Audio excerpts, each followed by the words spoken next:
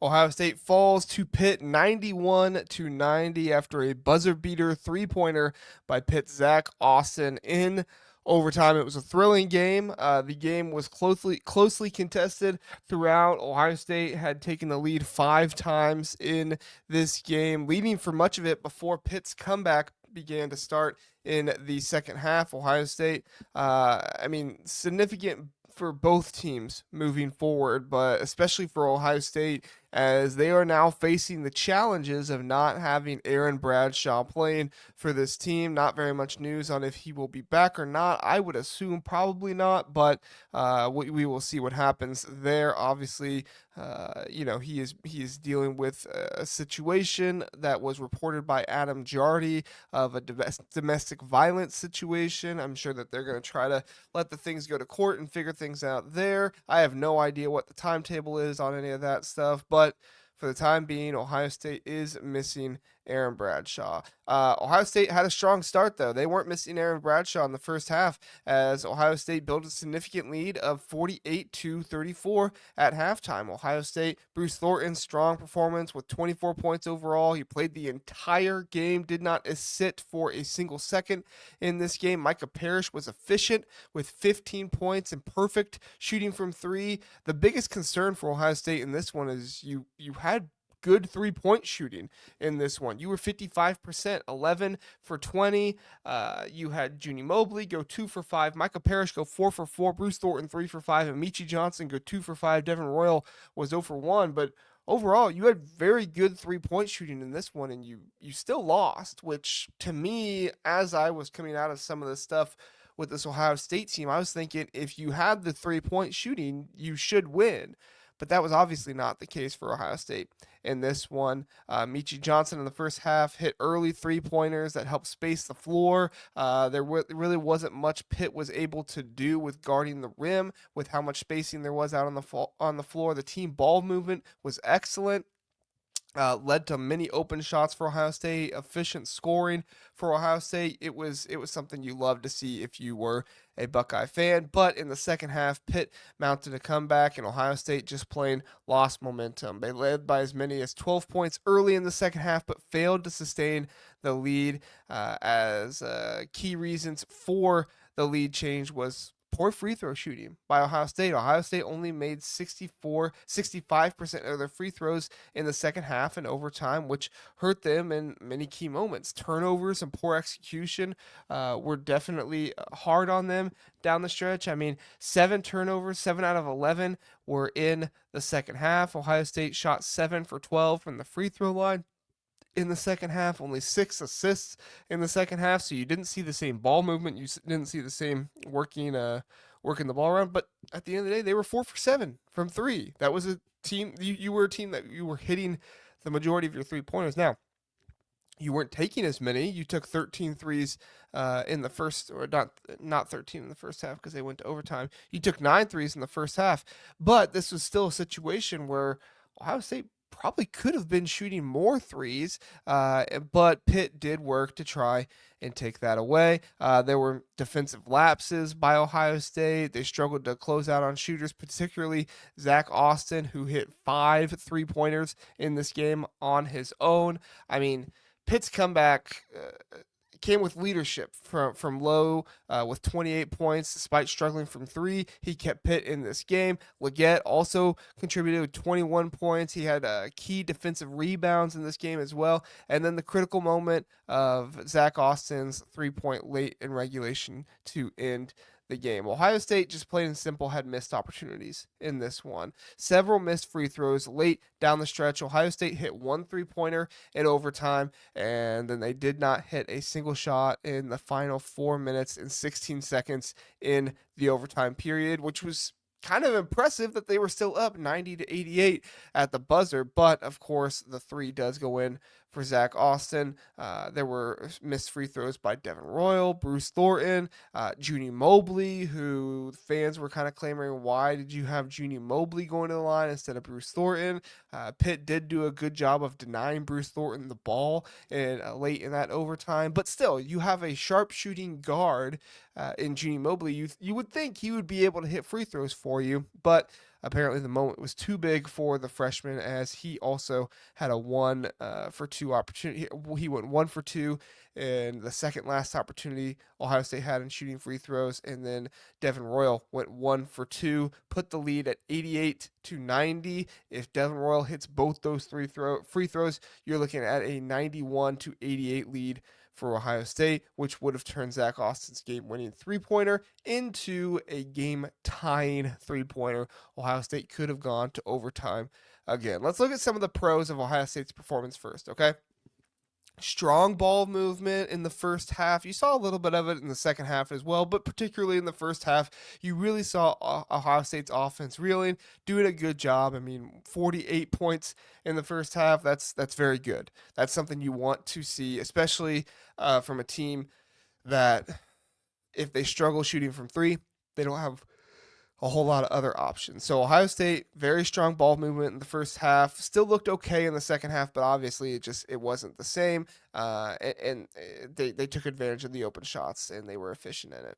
Bruce Thornton's leadership, he played all 45 minutes of this game, really showcasing who he is to the team. 24 points, 9 assists, almost had a double-double for himself. And then Ohio State did force several turnovers, and they capitalized on them early in the game. Overall, Pitt had 11 turnovers in this game, and Ohio State was able to convert those 11 turnovers into 17 points. And Ohio State also had 14 second chance points in this game as well. So the defensive playmaking was not so much the issue as it was the poor free throw shooting. These are some of the cons of Ohio State's performance. Ohio State having turnovers themselves, and even though they were tied 11 turnovers with Pitt in this one, it felt like Ohio State had more of those turnovers in crucial moments during Pitt's run, late in games, some of those moments where you just could not afford to have those turnovers. Ohio State over relies on Bruce Thornton way too much. It's clear that Bruce Thornton is the primary ball handler of this team, and you really can't have anybody else. Everybody else is going to check up shots just far too soon. You look at Michi Johnson, you look at Junie Mobley, who Junie Mobley is a spectacular player, but he needs better decision making at the point guard position. So you're looking at a situation where Bruce Thornton truly does need to be playing 36, 38, sometimes 40 minutes a game just for Ohio State's offense to be reeling and doing well. He also adds a lot on the defensive end as well, but the defensive lapses on the perimeter were huge for Ohio State. The on-ball defense for Ohio State in this one was just not good. Like, I don't know how else to describe it other than they weren't staying in front of their guys, and there were open drives to the basket.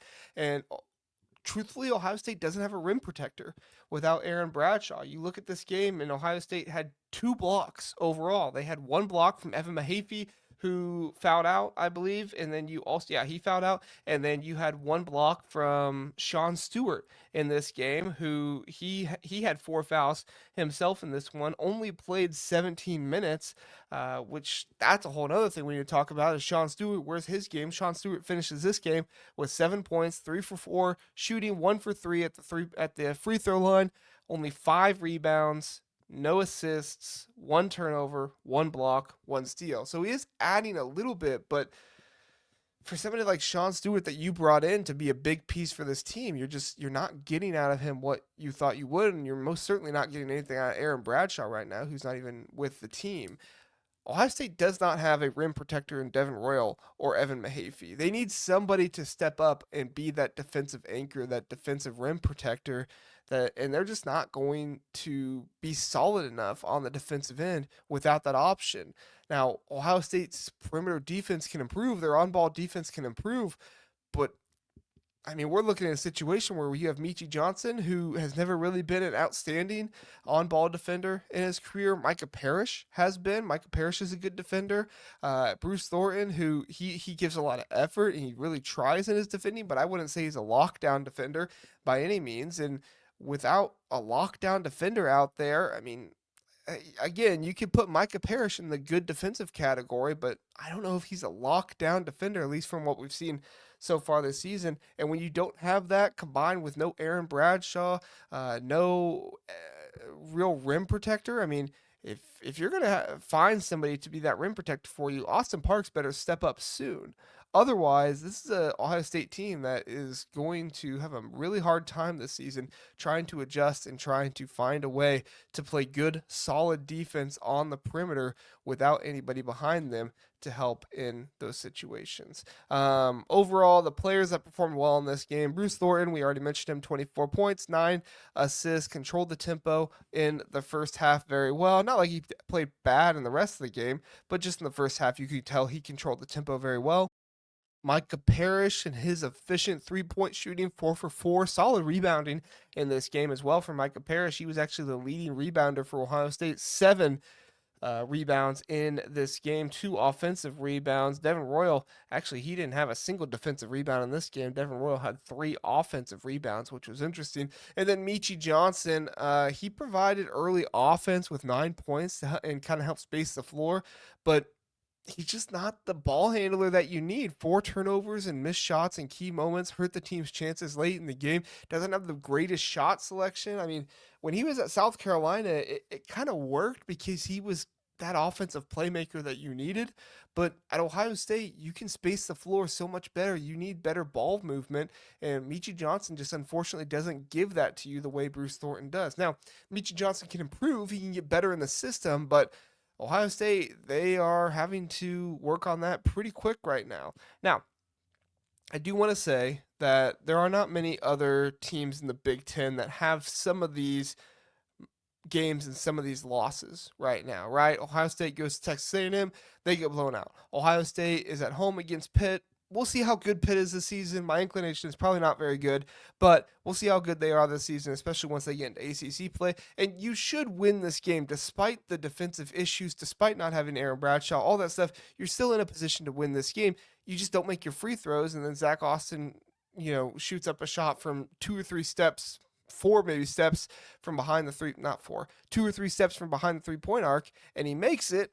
I mean, sometimes you're just going to say, what are you going to do? So for Ohio State, these are good learning situations if you actually learn from them. Jake Diebler is a first-time head coach. He did very well at the end of last season, but we're going to really see how he can develop this team throughout the season. How can they get better?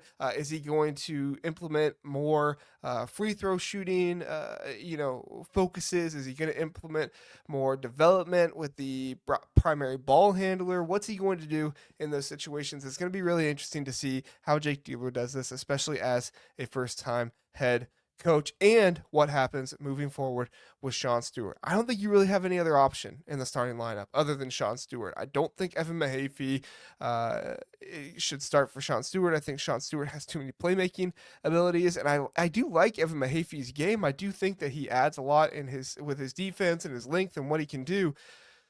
But he's just not he doesn't have the playmaker ability, the playmaker potential that Sean Stewart has. You need to unlock some of that from Sean Stewart. Just kind of some messy play from him right now. He really needs to cut down on the personal fouls, and we'll see if Jake Diebler can do that. This is going to be the challenge for Jake Diebler. He has put together a hard schedule. He has put together a team with good performers in certain areas.